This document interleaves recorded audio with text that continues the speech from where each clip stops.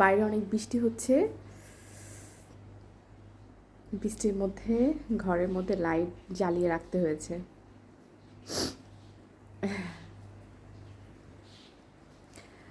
একটা কথা বলি, হ্যাঁ, ঘর, বাড়ি, ভালো পয়সা দেখে আমরা মেয়েদের বিয়ে দিই।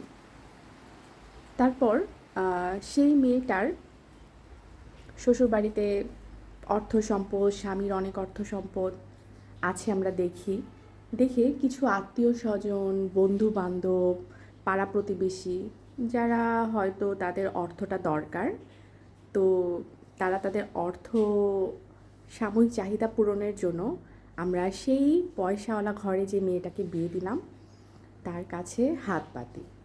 তুই তো অনেক ভালো আছিস, তুই তো অনেক আনন্দে আছিস, তোর তো টাকার অভাব নেই, কয়টা টাকা আমাকে পাঠাতো, কয়টা টাকা আমাকে দিত। এমন বলে থাকি আমরা, প্রায় সময়ই আমরা বলি। আমার মনে হয় এমন ঘটনা খুব কমন।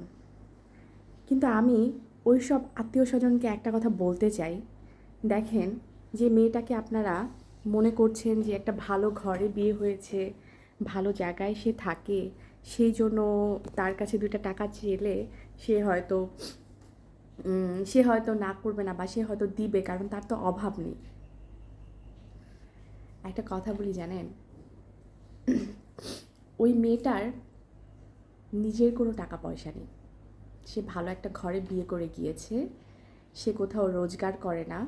এমন মেয়ের কাছে টাকা চাওয়া অনেক বড় একটা কষ্ট তাকে দেওয়া। আমি বলি কিভাবে, মেয়েটা চাকরি করে না, মেয়েটা সংসার করে, মেয়েটার স্বামী অনেক পয়সা রোজগার করে, কিন্তু আপনি কি জানেন যে তার হাতে কতটুকু টাকা থাকে? তার টাকা পয়সার অভাব নেই, কোথাও যেতে গেলে তাকে টাকার জন্য চিন্তা করতে হয় না, চিন্তা করার দরকার নেই।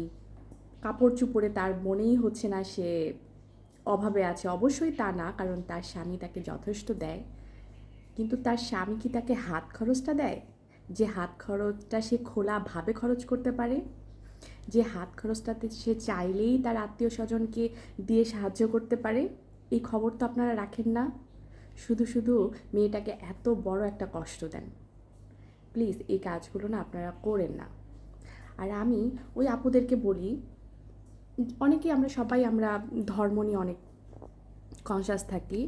তো ধর্মের মধ্যে থেকে, নিজের ধর্মের মধ্যে থেকে, পর্দার মধ্যে থেকে যদি পারেন আপনাদের আসলে নিজেদের সেলফ ডিপেন্ডেন্ট হওয়া উচিত। জানেন, চেহারার মধ্যে না একটা গ্লো চলে আসে, যারা আসলে নিজে রোজগার করতে পারে, নিজের টাকা নিজের ইচ্ছা মতো খরচ করতে পারে, একটা চেহারার মধ্যে একটা গ্লো চলে আসে, অনেক ভালো থাকা যায়, অনেক ভালো থাকা যায়।